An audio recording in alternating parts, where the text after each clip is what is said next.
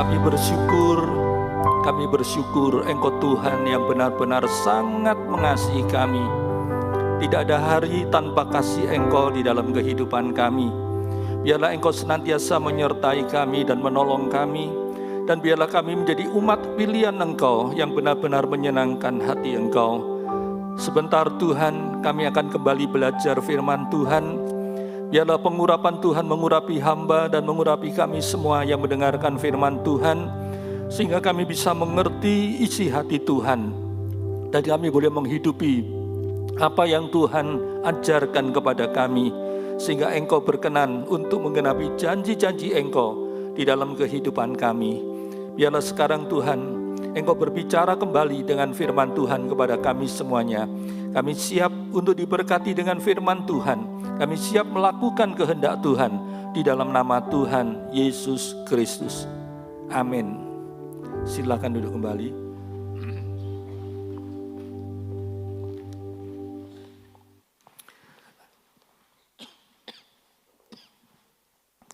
Shalom, puji nama Tuhan. Pada saat ini kita akan belajar satu tema, yaitu penantian. Pada umumnya orang mengatakan menanti atau menunggu itu adalah pekerjaan yang sangat membosankan. Apalagi kalau kita tidak tahu kita harus menunggu sampai kapan. Berapa lama kita harus menunggu, kita nggak tahu.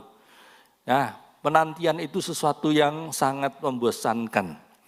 Kalau saudara pergi ke rumah sakit dan antri pakai BPJS, biasanya pasiennya banyak sekali kan? Nah, kita harus antri selama berjam-jam. Sudah lama menunggu, tidak dipanggil-panggil, tiba-tiba terdengar berita bahwa jaringan komputernya lagi error. Sehingga tidak bisa dipanggil, tidak bisa dimulaikan pemanggilannya. Atau mungkin kita mendengar kabar, dokternya lagi meeting, ya. Sehingga harus menunggu sampai meetingnya selesai baru bisa melayani pasien-pasiennya. Wah, rasanya gimana gitu ya kalau mendengar seperti itu. Sudah pernah mengalaminya enggak? Saya pernah, bahkan mungkin sering ya. Membosankan pekerjaan menanti itu ya. Tetapi karena memang butuh, ya mau enggak mau akhirnya tetap harus menunggu, betul ya. Nah, setelah Tuhan Yesus Kristus bangkit dari kematiannya, dan sebelum dia kembali ke sorga, dia juga sudah berpesan kepada murid-muridnya untuk menantikan janji Bapa, untuk mereka menunggu janji Bapa di Yerusalem. Tuhan katakan mereka tidak boleh meninggalkan Yerusalem, apapun yang terjadi, sampai janji Bapa itu digenapi. Ya, janji Bapa untuk membaptiskan mereka dengan Roh Kudus itu terjadi. Coba kita baca Kisah Para Rasul 1 ayat yang keempat dan ayat yang kelima. Kisah Para Rasul 1 ayat 4 dan 5. Pada suatu hari ketika ia makan bersama-sama dengan mereka, ia melarang mereka meninggalkan Yerusalem dan menyuruh mereka tinggal di situ menantikan janji Bapa. Yang demikian katanya, telah kamu dengar daripadaku, sebab Yohanes membaptis dengan air, tetapi tidak lama lagi kamu akan dibaptis dengan Roh Kudus. Nah, Tuhan Yesus berpesan supaya mereka tinggal di Yerusalem sampai janji Bapa, yaitu membaptis mereka dengan Roh Kudus itu terjadi. Ini adalah pesan Tuhan Yesus agar mereka tidak meninggalkan Yerusalem sebelum janji Bapa digenapi atas mereka. Janji Tuhan itu sendiri diucapkan oleh Tuhan sebelumnya. Ya, kalau sudah baca dalam Yohanes 14 ayat 16 sampai 18, coba kita baca ya. Yohanes 14 ayat 16 sampai 18. Yohanes 14 ayat 16 sampai 18. Aku akan minta kepada Bapa, dan ia akan memberikan kepadamu seorang penolong yang lain, supaya ia menyertai kamu selama-lamanya, yaitu Roh kebenaran.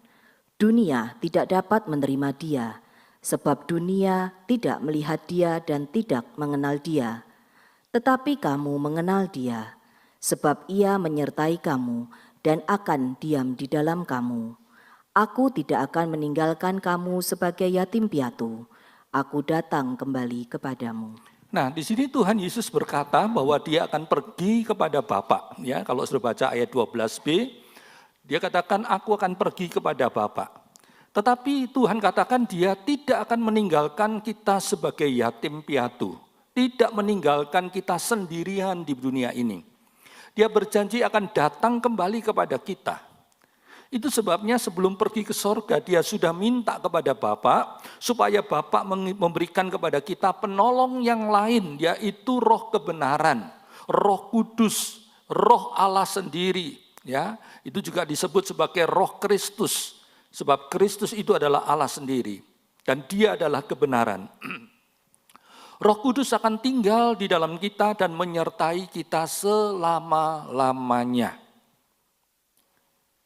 Sebagai seorang anak manusia dengan tubuh manusianya itu, Tuhan Yesus Kristus tidak mungkin bisa tinggal di dalam diri saudara dan saya. Ya, sebagai seorang manusia dia tidak mungkin tinggal di dalam tubuh manusia yang lainnya. Walaupun cuma satu orang saja, enggak mungkin. Apalagi untuk tinggal di dalam semua orang yang percaya kepada Tuhan. Tidak mungkin bisa dengan tubuh yang jasmani ini. Bandingkan saja dengan tubuh kita, ya. Kalau sudah lihat tubuh saya mungkin sebesar ini, mana mungkin saya bisa masuk ke dalam tubuh saudara? Bisa? Tidak bisa kan? Tetapi kalau Roh Kudus bisa, karena dia adalah roh, ya. Dia bisa masuk dan tinggal di dalam hati kita, di dalam diri kita, bahkan dia bisa tinggal bukan hanya di dalam satu orang saja, tapi di dalam semua orang yang ada di dunia ini. Karena dia adalah roh. Bahkan dia adalah Roh Allah sendiri, Roh Allah yang maha kuasa, Roh Allah yang maha hadir, Roh Allah yang selalu bisa berada dimanapun juga. Itu sebabnya dia bisa hadir dan tinggal di dalam diri kita. Dan karena dia adalah Allah yang maha kuasa dan maha kekal, dia bisa menyertai kita selama-lamanya. Nah itu sebabnya Tuhan Yesus berkata, lebih berguna kalau aku ini kembali kepada Bapa, ya. Sebab kalau aku tidak pergi kepada Bapa, maka Roh Kudus tidak akan turun ke atasmu. Itu ditulis dalam Yohanes 16 ayat yang ke-17. Tuhan berkata, lebih baik aku kembali kepada Bapa. Ya. Jika aku tidak pergi, Roh penghibur itu tidak akan bisa datang kepadamu. Tapi kalau aku pergi, aku akan mengutus dia kepadamu.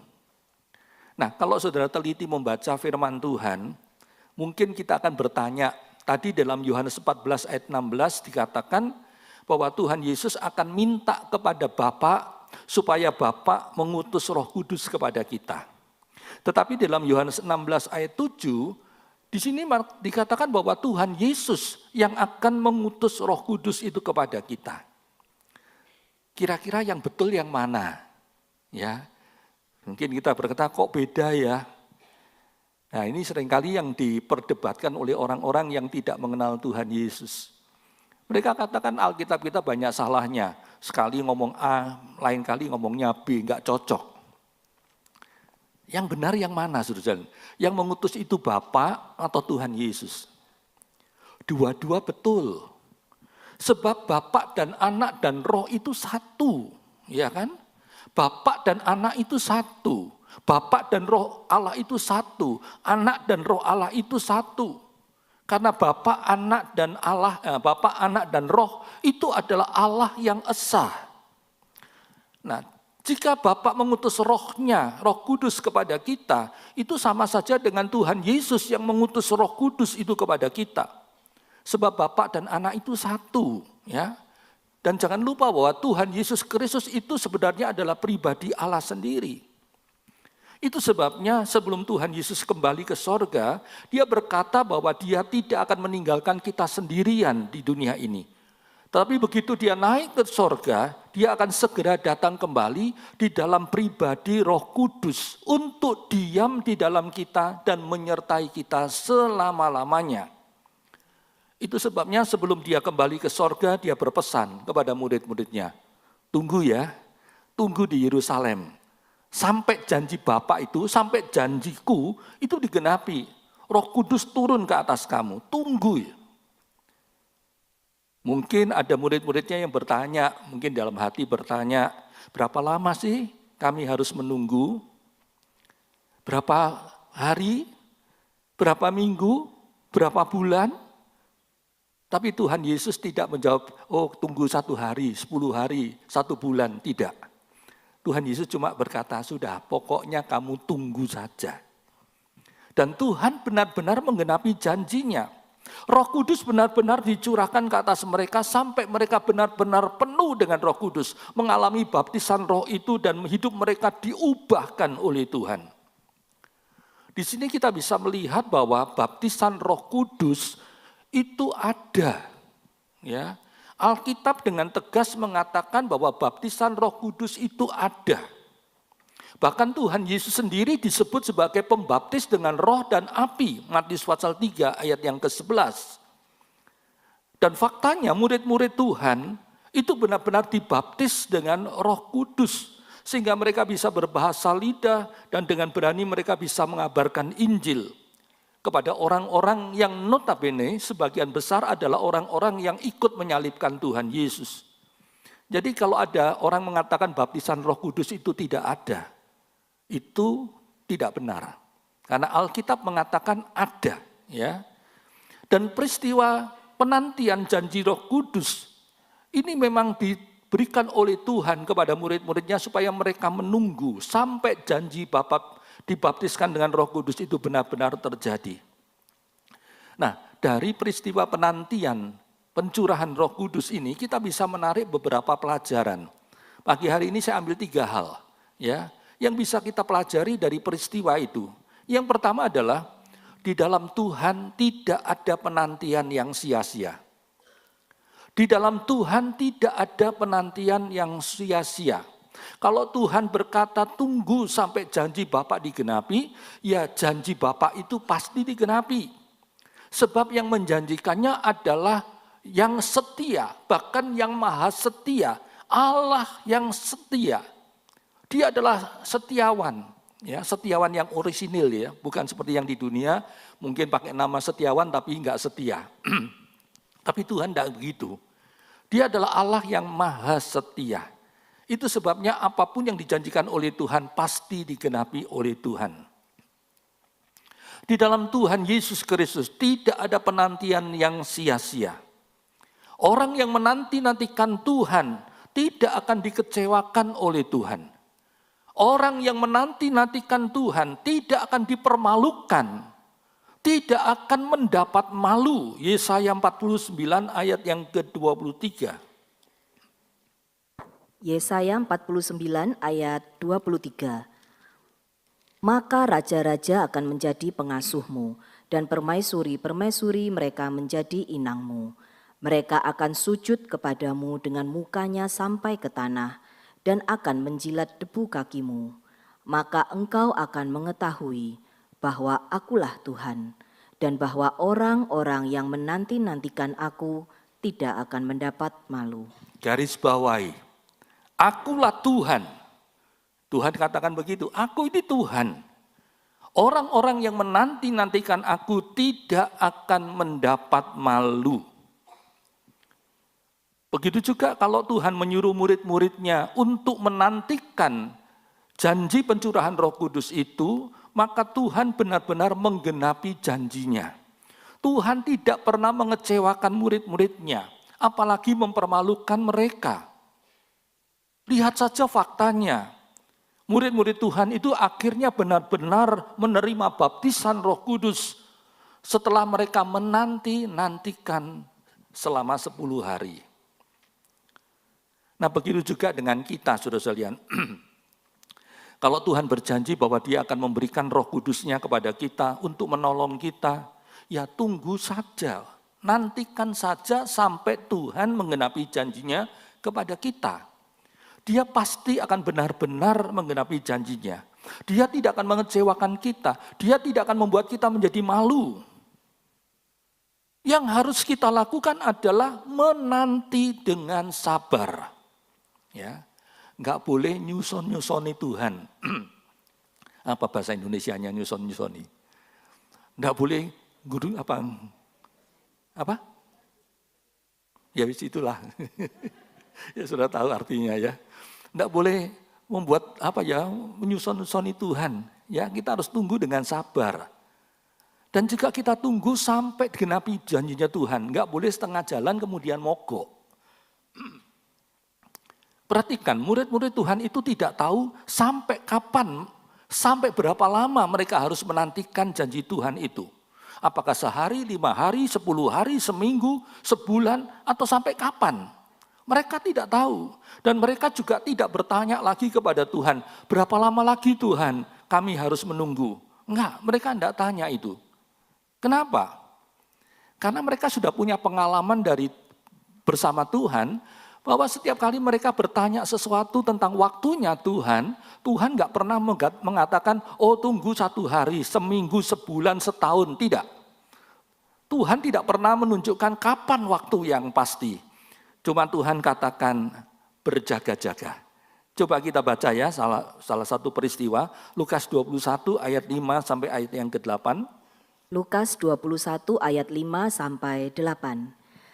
Ketika beberapa orang berbicara tentang bait Allah dan mengagumi bangunan itu yang dihiasi dengan batu yang indah-indah dan dengan berbagai-bagai barang persembahan, berkatalah Yesus, "Apa yang kamu lihat di situ akan datang harinya, di mana tidak ada satu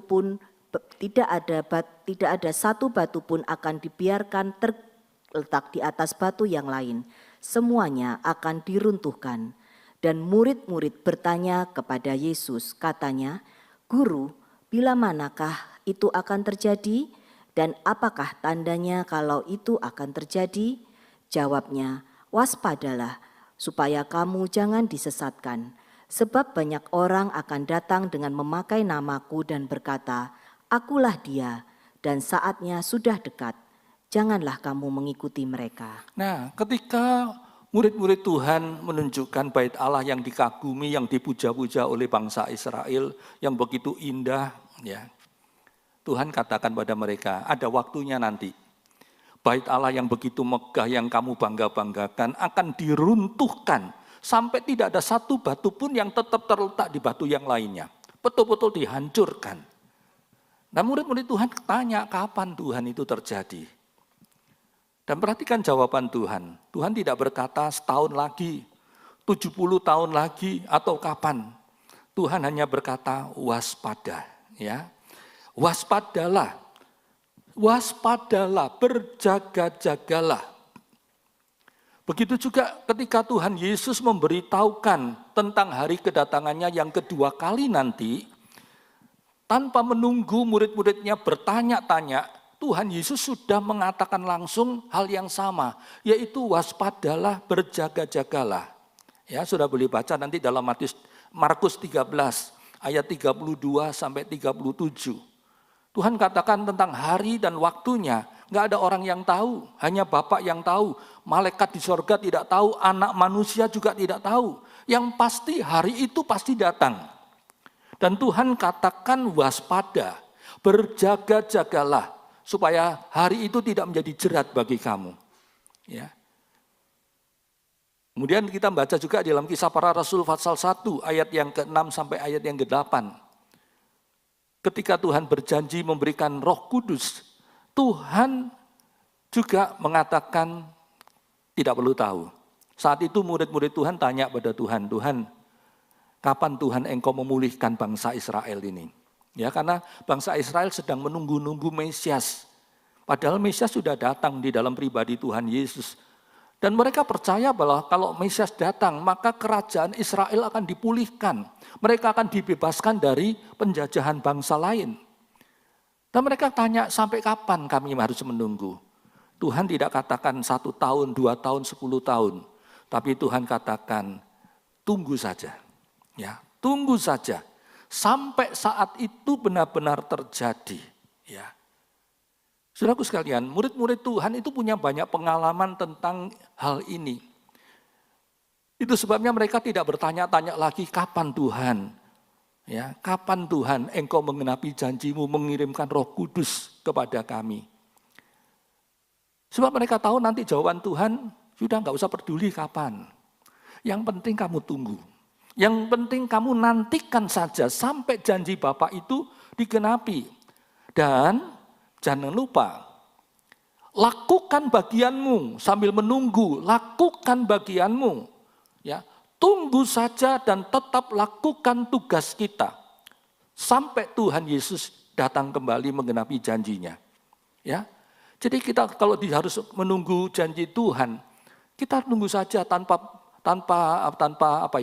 kepo, tanpa bertanya-tanya kapan Tuhan janjimu digenapi. Yang harus kita lakukan adalah tunggu saja dan tetap lakukan tugas kita, yaitu memberitakan Injil sampai kerajaan sorga datang, sampai seluruh dunia ini mendengar tentang Injil. Ingat saudara, Tuhan kita punya perhitungan waktunya sendiri. Itu sebabnya kita nggak usah tanya-tanya, ya, kapan Tuhan Engkau mengenapi janjimu? Sampai kapan Tuhan? Kami harus menantikan janji baptisan Roh Kudus. Saya sudah tunggu sekian tahun loh Tuhan. Kok enggak ada janji Engkau? Enggak usah tanya kapan Tuhan genapi janjinya. Yang harus kita lakukan hanya nantikan saja sampai waktunya tiba. Sampai nanti Tuhan menggenapi janjinya. Dan sementara kita menunggu, lakukan bagian kita, yaitu menantikan Tuhan sambil berjaga-jaga. Kalau dikatakan berjaga-jaga, itu berarti kita harus sabar menantikan waktunya Tuhan, sambil kita tetap melakukan apa yang menjadi tugas kita, apa yang harus kita lakukan di saat menunggu itu. Sama seperti perumpamaan Tuhan tentang hamba-hamba yang disuruh menunggu ketika Tuhan itu pergi. Ya. Ada hamba-hamba yang tidak sabar, yang kemudian tidur, kemudian berfoya-foya, kemudian ada yang menganiaya teman-temannya yang lain. Tapi ada hamba yang sabar menunggu sampai saat itu Tuannya tiba. Dan Tuhan itu mendapatkan hamba ini sedang melakukan tugasnya. Itulah hamba yang bahagia. Jadi sambil kita menunggu penggenapan janji Tuhan, kita harus tetap melakukan apa yang harus kita lakukan itu. Nah, apa yang harus kita lakukan di dalam masa penantian kita? Kita harus tetap beribadah. Kita harus tetap melayani dengan setia. Sama seperti yang dilakukan oleh murid-murid Tuhan ketika mereka menunggu janji Tuhan. Mereka bersekutu bersama-sama dengan sehati. Coba baca Kisah Para Rasul 1 ayat 13 sampai ayat 17. Kisah Para Rasul 1 ayat 13 sampai 17. Setelah mereka tiba di kota, naiklah mereka ke ruang atas, tempat mereka menumpang. Mereka itu ialah Petrus dan Yohanes, Yakobus dan Andreas, Filipus dan Thomas, Bartolomeus dan Matius, Yakobus bin Alfeus dan Simon orang Zelot, dan Yudas bin Yakobus. Mereka semua bertekun dengan sehati dalam doa bersama-sama dengan beberapa perempuan, serta Maria ibu Yesus, dan dengan saudara-saudara Yesus. Pada hari-hari itu berdirilah Petrus di tengah-tengah saudara-saudara yang sedang berkumpul itu, kira-kira 120 orang banyaknya, lalu berkata, "Hai saudara-saudara, haruslah genap nas kitab suci yang disampaikan Roh Kudus dengan perantaraan Daud tentang Yudas, pemimpin orang-orang yang menangkap Yesus itu. Dahulu ia termasuk bilangan kami dan mengambil bagian di dalam pelayanan ini." Nah, perhatikan murid-murid Tuhan itu. Mereka bersekutu bersama-sama. Mereka beribadah bersama-sama. Dan saat itu Petrus berdiri berbicara di depan mereka. Berarti Petrus sedang melayani. Ya. Begitu juga dengan kita, ya. Kalau kita belum mengalami baptisan Roh Kudus, ayo nantikan saja janji Roh Kudus itu dengan tetap melakukan bagian kita. Tetap melakukan kewajiban kita untuk beribadah, untuk melayani Tuhan, untuk berdoa, untuk membaca Alkitab, untuk mengabarkan Injil. Itu adalah bagian kita yang harus kita lakukan. Lakukan itu dengan serius, dengan rasa cinta kepada Tuhan sambil menunggu janji Tuhan digenapi dalam kehidupan kita. Bagi saudara-saudara yang sudah mengalami baptisan Roh Kudus, coba cek apakah Roh Kudus itu masih tetap ada di dalam hidup kita? Api Roh Kudus itu masih tetap menyala di dalam hidup kita? Ataukah sudah mulai padam? Atau bahkan mungkin sudah padam sama sekali? Kalau sudah mulai padam atau mungkin padam sama sekali, menangislah kepada Tuhan. Mintalah kepada Tuhan supaya Roh Kudus itu kembali memenuhi kehidupan kita. Supaya Roh Kudus memimpin hidup kita. Supaya roh kita bisa kembali menyala-nyala untuk Tuhan. Ingat saudara, setelah kita dipenuhi oleh Roh Kudus, maka kita harus menjaga hubungan kita dengan Roh Kudus. Layani Dia dengan cara hidup kita yang baik, yang nurut kepada pimpinannya. Kita harus melayani Dia karena Dia adalah pribadi Allah. Tetaplah rajin beribadah di gereja. Jangan merasa saya sudah penuh Roh Kudus, nggak perlu ke gereja. Ya, tetap harus beribadah. Tetap harus melayani pekerjaan Tuhan dengan semangat. Dan bagi saudara yang belum dipenuhi Roh Kudus, tetaplah nantikan janji Tuhan itu. Tunggu waktunya Tuhan. Jangan pakai perhitungan waktu kita sendiri. Sebab pasti kita akan kecewa. Sebab waktu kita bukan waktunya Tuhan. Yang harus kita ingat baik-baik, yaitu di dalam Tuhan Yesus Kristus tidak ada penantian yang sia-sia. Sebab yang menjanjikannya adalah Tuhan yang maha setia, yang pasti menggenapi janjinya. Dan jangan lupa, penantian di sini bukan cuma berbicara tentang penantian pencurahan Roh Kudus saja, tetapi penantian juga di bidang-bidang yang lainnya. Ya. Mungkin kita sedang menantikan jawaban doa kita yang meminta kesembuhan dari Tuhan. Mungkin ada di antara kita yang sedang menantikan jawaban doa untuk masalah pekerjaan kita, jodoh kita, dan yang lain-lainnya. Termasuk juga penantian kita untuk kedatangan Tuhan yang kedua kali. Apapun juga yang sedang kita nantikan dari Tuhan, percayalah bahwa penantian kita tidak akan sia-sia. Sebab Tuhan pasti akan menggenapi janjinya. Dengan caranya Tuhan, dengan waktunya Tuhan. Garis bawahi kalimat ini. Ya. Bukan dengan cara kita, bukan dengan waktu kita, tetapi dengan caranya Tuhan sendiri dan dengan waktunya Tuhan sendiri. Sebab Dia adalah Allah yang maha bijaksana. Semua perbuatannya, semua keputusannya, semua rancangannya, semua caranya, semua waktunya, semuanya itu pasti yang terbaik. Karena Dia adalah Allah yang maha bijaksana. Itu sebabnya sekali lagi saya katakan, di dalam Tuhan Yesus Kristus tidak ada penantian yang sia-sia. Sebab Tuhan tidak akan pernah mengecewakan kita. Tuhan tidak akan mempermalukan kita. Tuhan tidak akan membuat malu orang-orang yang menantikan Tuhan. Ini adalah kebenaran pertama yang harus kita percayai. Yang kedua, janji pemberian Roh Kudus itu adalah janji yang sangat luar biasa. Ya, janji pemberian Roh Kudus adalah janji yang sangat luar biasa. Sebelum Tuhan Yesus kembali ke sorga, Dia berjanji mengirimkan Roh Kudus, Roh kebenaran, Roh Allah itu kepada kita. Ya. Dia janji memberikan Roh Kristus, agar Roh Allah itu diam di dalam kita dan menyertai kita selama-lamanya. Tadi kita sudah baca Yohanes 14 ayat yang ke-16. Ya. Roh Kudus akan menyertai kita selama-lamanya. Nah, janji pemberian Roh Kudus itu adalah janji yang sangat luar biasa. Bahkan saya katakan paling luar biasa. Kenapa?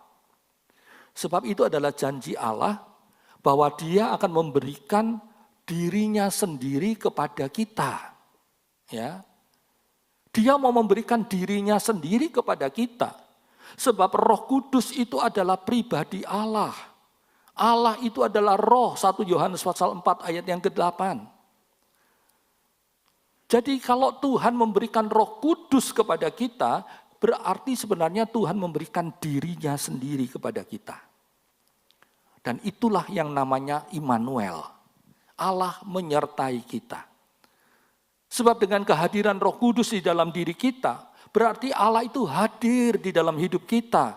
Dan kalau Roh Kudus itu menyertai kita selama-lamanya, berarti Allah menyertai kita selama-lamanya.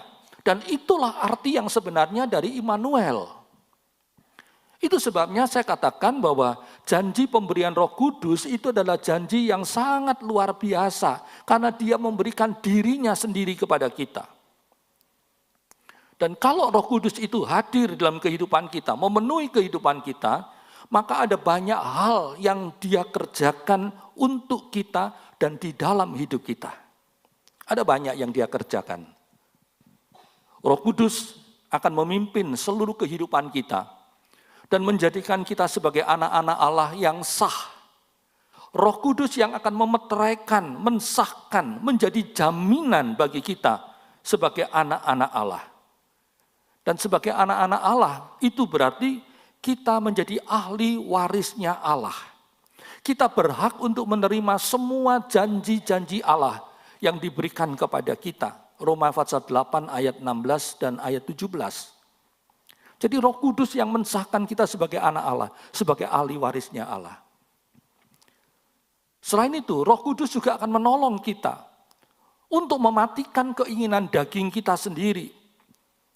Sebagai anak-anak Allah, tentu saja kita tidak boleh lagi hidup sebagai manusia lama yang dikuasai oleh daging, yang selalu tunduk dan selalu menuruti keinginan daging kita yang berdosa. Sebagai anak-anak Allah, kita harus hidup sebagai anak-anak Allah yang kudus, sebagai manusia yang baru, sebagai manusia-manusia Allah, manusia ilahi. Hidup di dalam kekudusan dan kebenaran Tuhan. Nah, Roh Kuduslah yang akan menolong kita, akan memimpin kita untuk mengalahkan bahkan mematikan keinginan daging kita yang selalu mengajak kita untuk melawan kepada Tuhan. Kalau kita mau selalu dipimpin oleh Roh Kudus, maka kita pasti bisa mematikan keinginan daging kita sendiri. Galatia 5 ayat yang ke-16. Roh Kudus juga akan mengajarkan kebenaran-kebenaran firman Allah itu kepada kita. Sehingga kita benar-benar bisa mengerti. Kita masuk, kita tenggelam di dalam firman Allah. Artinya, seluruh hidup kita akan diwarnai dengan kebenaran firman Allah. Mulai dari hati kita, pikiran kita, sampai seluruh perbuatan kita, seluruh perkataan kita, itu akan dibawa masuk ke dalam kebenaran firman Tuhan. Yohanes 16 ayat 13. Roh Kudus juga akan mengingatkan kita kepada firman Allah yang sudah pernah kita baca, yang sudah kita dengar. Yohanes 14 ayat 26. Tuhan tahu bahwa kita ini pelupa, ya. Kita ini pelupa. Itu sebabnya Tuhan memberikan Roh Kudus kepada kita untuk tinggal di dalam hati kita agar dia bisa selalu mengingatkan kita akan kebenaran firman Allah yang sudah kita dengar, yang sudah kita baca. Supaya kita bisa benar-benar hidup sebagai hamba-hamba kebenaran. Kalau dikatakan hamba, seorang hamba itu harus taat melakukan kehendak tuannya. Jadi kalau dikatakan hamba kebenaran, berarti kita harus taat melakukan kehendak dari kebenaran. Tuhan kita adalah kebenaran. Kebenaran itu adalah Tuhan Yesus. Kebenaran itu adalah firman Allah. Nah, kita akan lakukan firman Allah dalam kehidupan kita. Nah, Roh Kuduslah yang akan menolong kita. Sehingga seluruh hidup kita ini bisa diwarnai dengan kebenaran firman Tuhan. Sehingga orang-orang yang ada di sekitar kita bisa melihat Tuhan Yesus. Bisa melihat kebenaran itu melalui kehidupan kita sehari-hari. Itu yang akan dikerjakan Roh Kudus di dalam kehidupan kita. Selain itu, Roh Kudus juga akan memberi kita kuasa untuk melakukan amanat agung Tuhan. Yaitu untuk menjadi saksi-saksinya Tuhan di dunia ini. Untuk memberitakan Injil ke seluruh dunia. Kisah Para Rasul 1 ayat yang ke-8. Kalau Roh Kudus hadir, maka Roh Kudus akan menyertai, memberi kuasa kepada kita. Untuk memberitakan kasih Tuhan. Ada banyak yang Roh Kudus akan kerjakan. Kalau Roh Kudus hadir dalam kehidupan kita, Roh Kudus juga akan melengkapi kita dengan buah roh. Sehingga kita punya karakter Kristus. Roh Kudus akan melengkapi kita dengan karunia-karunia roh. Roh Kudus akan melengkapi kita dengan jabatan-jabatan roh. Sehingga kita ini bisa bertumbuh menjadi gereja yang sempurna. Menjadi gereja yang siap menantikan kedatangan Tuhan Yesus sebagai pengantin pria kita. Sehingga kita benar-benar bisa ikut menikmati pesta kawin anak domba yang penuh dengan sukacita yang abadi itu. Roh Kudus akan tolong kita, melengkapi kita.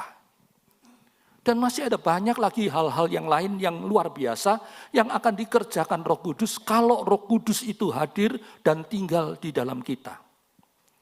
Itu sebabnya kita ini sangat membutuhkan kehadiran Roh Kudus di dalam kehidupan kita. Jangan katakan saya enggak butuh Roh Kudus. Saya sudah jadi anak Tuhan yang setia kok. Saya sudah melayani Tuhan. Enggak perlulah baptisan Roh Kudus. Enggak perlulah pengurapan Roh Kudus. Oh saudara-saudara, kita perlu, sangat butuh Roh Kudus. Tanpa Roh Kudus kita enggak akan bisa bertahan. Hanya bersama Roh Kudus itu yang akan menolong kita. Dengan kehadiran Roh Kudus di dalam hidup kita akan mengalami pengubahan dari Tuhan. Diubahkan, benar-benar diubah menjadi manusia-manusia ilahi yang baru di dalam Tuhan. Lihat saja buktinya. Ketika murid-murid Tuhan dipenuhi Roh Kudus, maka hidup mereka benar-benar berubah. Kalau tadinya mereka adalah penakut-penakut, ya. Ketika Tuhan Yesus ditangkap di Taman Getsemani, mereka semua lari meninggalkan Tuhan Yesus, takut ditangkap. Ketika Tuhan Yesus sudah disalibkan, ya, dikuburkan, mereka masih dalam ketakutan. Mereka bersembunyi di ruangan yang tertutup, di dalam rumah yang dikunci rapat. Mereka adalah penakut-penakut, tetapi ketika Roh Kudus memenuhi hati mereka, hidup mereka diubahkan. Mereka menjadi pemberani-pemberani, bukan lagi penakut-penakut. Ketika Roh Kudus memenuhi hidup mereka, mereka keluar dari rumah dan mereka mulai berbicara di depan orang banyak. Mereka mulai memberitakan Injil. Mereka mulai berbicara tentang Tuhan Yesus di depan semua bangsa, bahasa, kaum yang kumpul di Yerusalem saat itu. Termasuk di depan orang-orang yang tadinya menyalibkan Tuhan Yesus.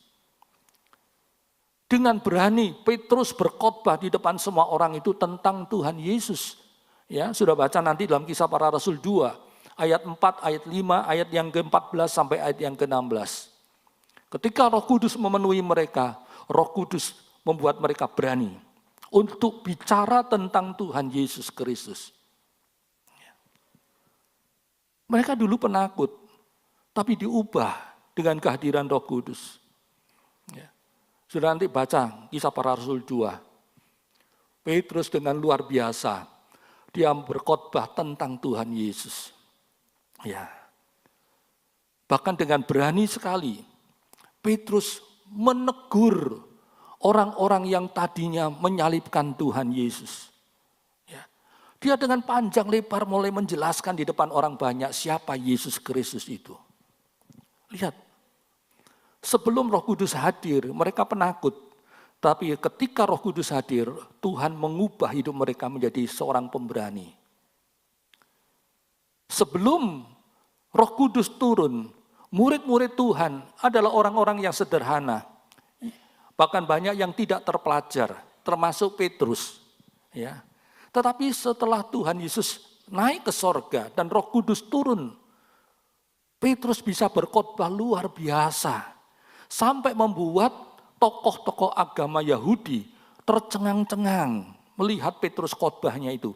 Dan mereka katakan, loh ini kan orang yang gak terpelajar. Kita tahu dia dari Genesaret, ya, dia ada dari Galilea.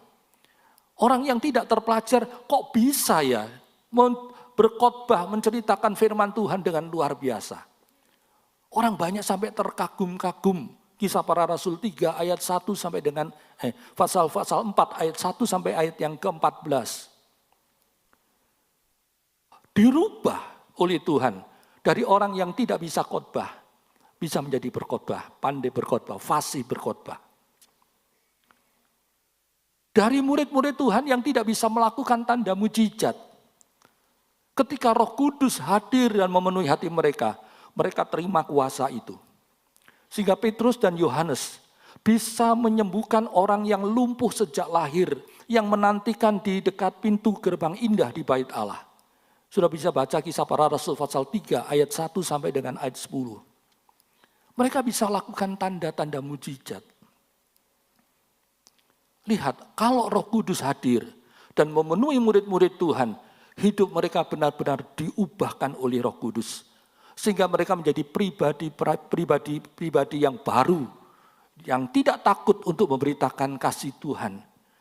Begitu juga dalam kehidupan kita. Kalau Roh Kudus memenuhi hidupan kita, Roh Kudus akan mengubah kehidupan kita. Sehingga kita bisa menjadi pribadi yang baru, yang bisa memuliakan Tuhan. Coba perhatikan apa yang dikatakan Tuhan Yesus kepada Nikodemus di dalam Yohanes 3 ayat 3 sampai dengan ayat 7. Yohanes 3 ayat 3 sampai 7. Yesus menjawab, katanya, "Aku berkata kepadamu, sesungguhnya jika seorang tidak dilahirkan kembali, ia tidak dapat melihat kerajaan Allah." Kata Nikodemus kepadanya, "Bagaimanakah mungkin seorang dilahirkan kalau ia sudah tua? Dapatkah ia masuk kembali ke dalam rahim ibunya dan dilahirkan lagi?" Jawab Yesus, "Aku berkata kepadamu, sesungguhnya jika seorang tidak dilahirkan dari air dan roh, ia tidak dapat masuk ke dalam kerajaan Allah. Apa yang dilahirkan dari daging adalah daging, dan apa yang dilahirkan dari roh adalah roh. Janganlah engkau heran karena aku berkata kepadamu, kamu harus dilahirkan kembali." Kalau Roh Kudus memenuhi hidup kita, maka Dia akan melahirkan kita kembali. Dari manusia daging yang hidupnya selalu dikuasai oleh keinginan daging, menjadi manusia rohani yang hidupnya dikuasai oleh Roh Allah. Itu yang akan terjadi kalau Roh Kudus hadir dalam kehidupan kita. Kita dilahirkan kembali oleh Roh Kudus. Kalau Roh Kudus hadir dalam hidup kita, pasti akan terjadi perubahan hidup yang bisa menyenangkan Tuhan, yang bisa memuliakan Tuhan lewat kehidupan kita.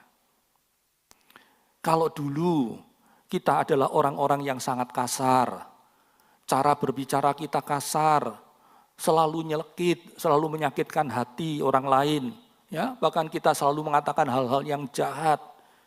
Tapi kalau Roh Kudus itu memenuhi kehidupan kita, Dia akan mengubah kita. Sehingga kita menjadi orang yang halus, yang lemah lembut, yang tidak kasar lagi. Perkataan kita tidak lagi suka menyakiti hati orang.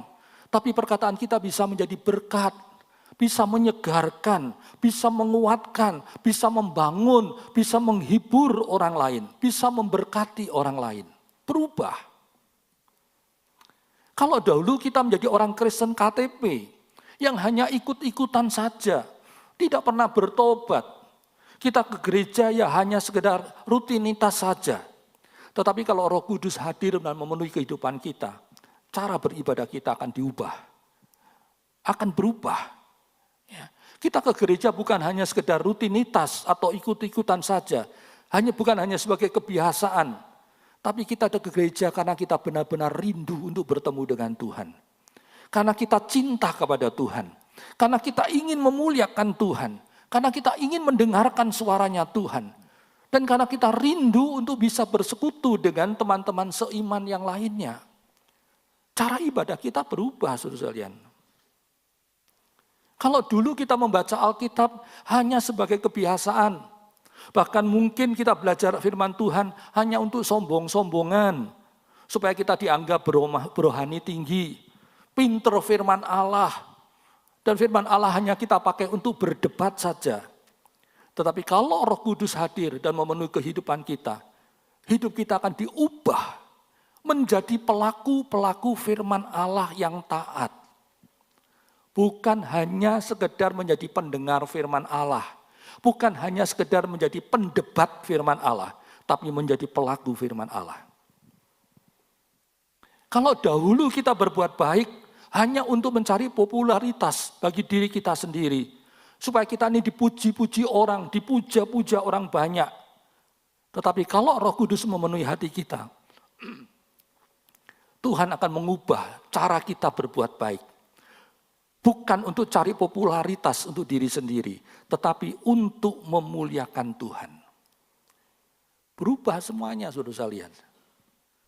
Pokoknya kalau Roh Kudus hadir dan memenuhi kehidupan kita, maka Dia akan mengubah hidup kita menjadi baru, menjadi manusia-manusia ilahi yang punya karakternya Kristus. Roh Kudus akan mengubah kita menjadi makin serupa dengan Kristus. Itu harus terjadi dalam kehidupan kita. Jadi kalau kita berkata saya sudah dibaptis Roh Kudus, tapi hidup kita enggak pernah berubah. Kasar tetap kasar, jahat tetap jahat. Dulu suka menipu, sekarang tetap menipu. Ingat, bukan Roh Kudus yang memenuhi kehidupan kita. Kalau Roh Kudus hadir, Roh Kudus akan membuat perubahan hidup yang luar biasa. Sehingga hidup kita bisa memuliakan Tuhan. Janji pemberian Roh Kudus itu adalah janji yang sangat luar biasa. Sebab melalui kehadiran Roh Kudus, Allah sendiri hadir dalam kehidupan kita. Dengan kehadiran Roh Kudus, hidup kita diubah menjadi makin serupa dengan Tuhan Yesus. Sehingga hidup kita akan semakin memuliakan Tuhan. Itu sebabnya janji Roh Kudus itu janji yang sangat luar biasa.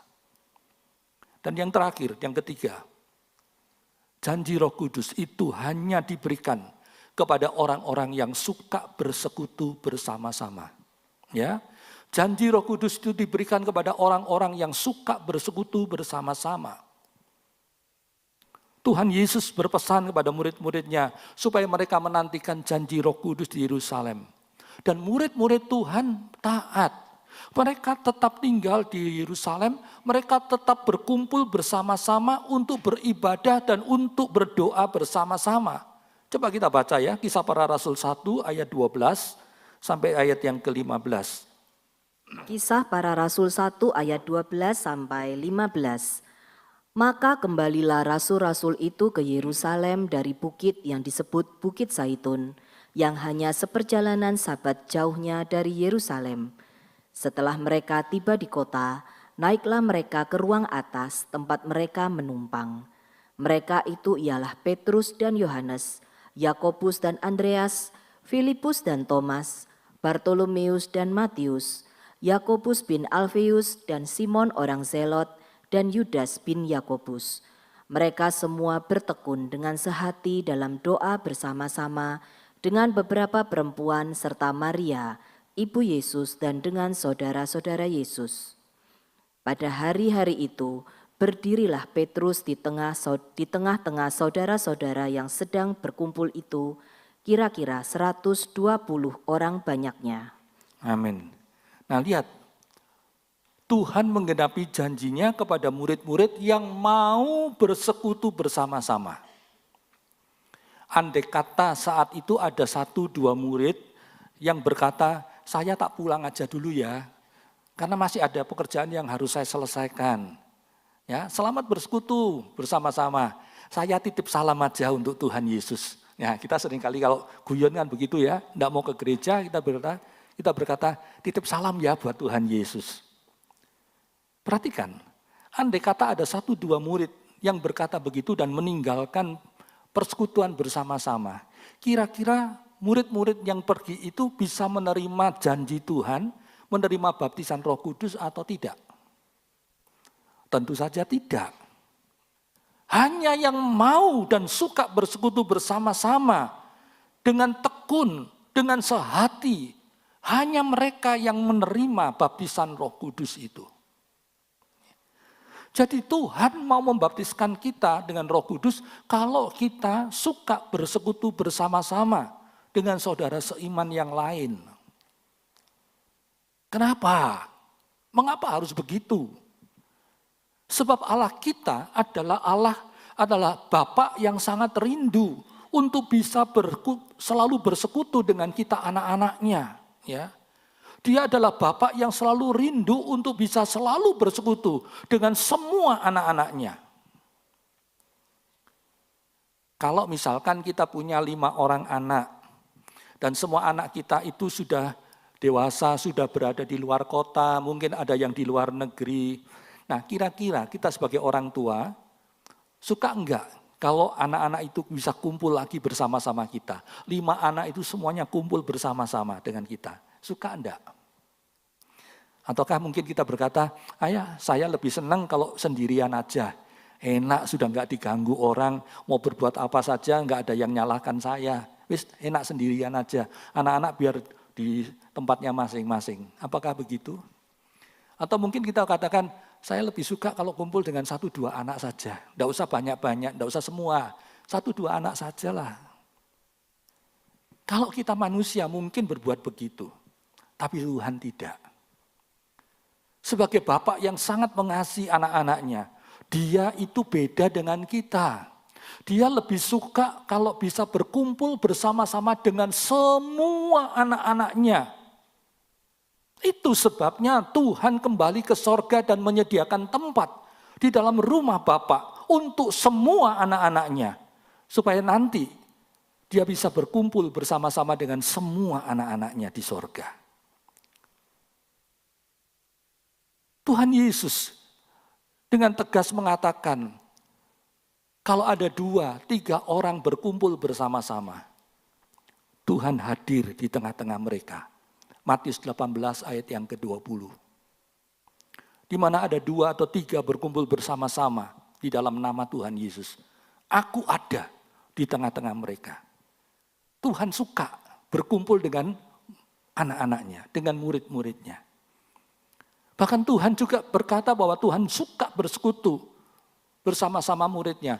Kalau kita bersekutu bersama-sama, mau minta apa saja, diberi oleh Tuhan. Coba baca ya, ini ayat kita baca, Matius 18 ayat 19. Matius 18 ayat 19. Dan lagi aku berkata kepadamu, jika 2 orang daripadamu di dunia ini sepakat meminta apapun juga, permintaan mereka itu akan dikabulkan oleh Bapa-Ku yang di sorga. Nah, kalau kita suka bersekutu bersama-sama, selain Tuhan hadir bersama kita, Tuhan juga memberikan apapun yang kita minta. Luar biasa kan?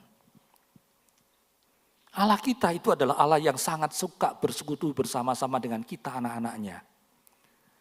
Dan Dia adalah Allah yang juga sangat suka kalau melihat kita anak-anaknya suka berkumpul bersama-sama dengan sehati di dalam nama Tuhan Yesus.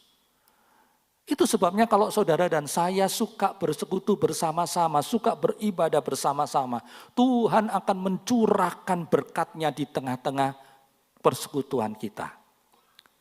Mazmur 133 ayat 1 sampai dengan ayat 3. Tuhan katakan alangkah baiknya, alangkah indahnya kalau saudara-saudara itu berkumpul bersama-sama dengan rukun.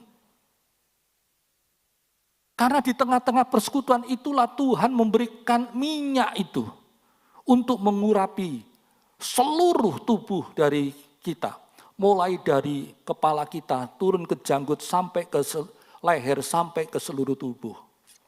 Dan Tuhan mengirimkan embunnya untuk membasahi seluruh daerah Israel. Mulai dari pegunungan Gunung Hermon di utara sampai di Gunung Zaitun yang di belakang di sebelah selatan. Ya. Apa artinya? Kalau kita suka bersekutu bersama-sama, Tuhan akan mencurahkan minyak Roh Kudus-Nya kepada kita.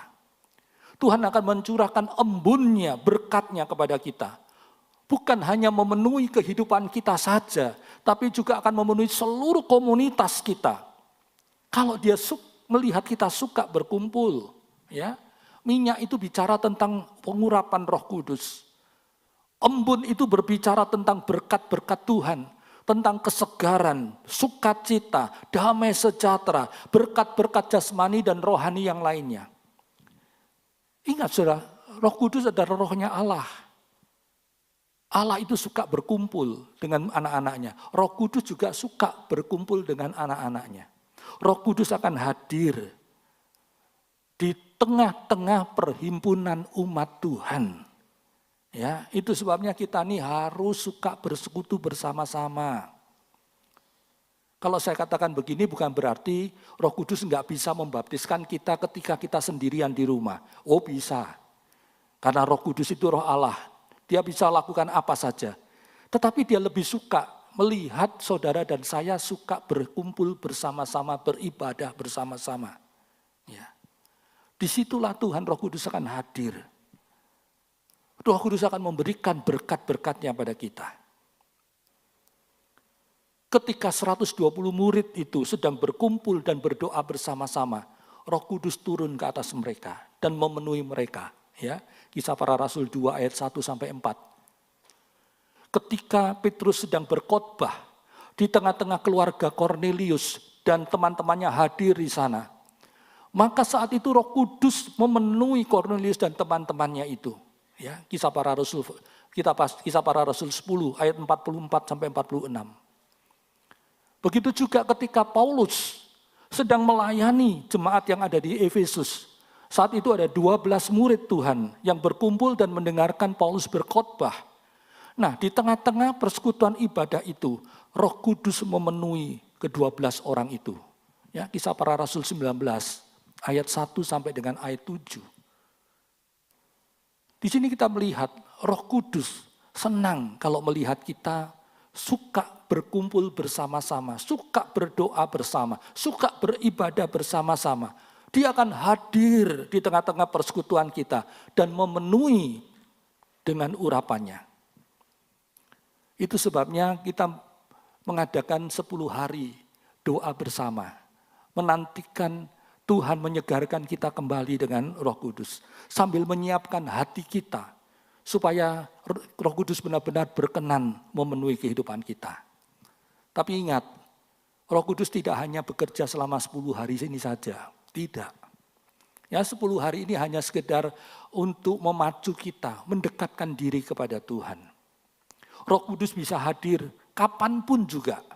Setiap waktu, di saat hati kita benar-benar siap untuk menerima kehadirannya. Di saat hati kita penuh dengan kasih Allah. Di saat hati kita tidak lagi penuh dengan kebencian, penuh dengan kemarahan, penuh dengan sakit hati, penuh dengan kepahitan hati. Di saat hati kita bersih, dipenuhi dengan kasih Allah, saat itu Roh Kudus akan memenuhi kehidupan kita. Itu sebabnya ayo jangan suka meninggalkan ibadah bersama. Ya, Ibrani 10 ayat 25. Jangan suka meninggalkan ibadah bersama-sama. Seperti yang biasa dilakukan oleh banyak orang Kristen. Tuhan ingatkan, mendekati hari kedatangan Tuhan, kita harus semakin giat melakukannya, bukan semakin undur dari Tuhan. Ya, kita bisa saja kok beralasan, saya bisa online kok di rumah, bisa. Saya sibuk, saya harus keluar kota, saya sakit, flu. Saya tinggal di rumah saja, daripada nulari teman. Mau cari alasan apa aja bisa, saudara. Tapi Tuhan tetap katakan, jangan tinggalkan ibadah bersama. Nah, kita nurut Tuhan atau nurut kita? Pilihan ada di tangan kita. Kalau kita nggak suka bersekutu bersama-sama, jangan mimpi Tuhan berikan Roh Kudusnya pada kita. Karena Roh Kudus diberikan untuk membuat kita semakin bergairah di dalam beribadah bersama-sama. Ya, ayo benahi kehidupan kita. Ingat, janji Roh Kudus itu hanya diberikan kepada orang yang suka bersekutu bersama-sama di dalam nama Tuhan Yesus Kristus. Hari-hari ini kita sedang menantikan hari Pentakosta, di mana Tuhan menggenapi janjinya dengan mencurahkan Roh Kudus ke atas murid-murid Tuhan saat itu. Minggu depan kita merayakan hari Pentakosta. Ya. Kita juga sedang menantikan janji Tuhan itu bagi setiap pribadi kita. Dan jangan lupa, tidak ada penantian yang sia-sia di dalam Tuhan Yesus. Karena Tuhan pasti menggenapi semua janjinya tepat pada waktunya Tuhan dan dengan caranya Tuhan. Dan janji pemberian Roh Kudus itu adalah janji yang sangat luar biasa. Karena Tuhan memberikan dirinya sendiri kepada kita untuk mengubah kehidupan kita. Untuk membuat kita bisa bertumbuh menjadi gereja Tuhan yang sempurna. Dan Tuhan akan berikan Roh Kudus kalau kita suka bersekutu bersama-sama. Ya, karena Roh Kudus adalah roh yang suka berkumpul bersama-sama dengan kita. Biarlah firman Tuhan yang kita pelajari pada saat ini boleh mengingatkan kita untuk kembali kepada kehendak Tuhan. Membuat hidup kita ini berkenan kepada Tuhan. Ya. Kalau Roh Kudus hadir, Roh Kudus akan membawa kita kepada seluruh kebenaran firman Tuhan. Roh Kudus akan memberikan damai sejahtera, memberikan sukacita yang luar biasa kepada kita. Itu sebabnya kita butuh Roh Kudus di dalam kehidupan kita. Sebentar kita akan masuk dalam doa. Kita akan bersekutu dengan tubuh dan darah Tuhan. Dan kita minta supaya Roh Kudus benar-benar hadir dan memenuhi kehidupan kita. Kita mau berdiri bersama-sama. Tuhan, ku rindu masuk dalam hadirat-Mu. Jiwaku menanti bahwa aku mendekat kepadamu dalam kemuliaan yang kudus.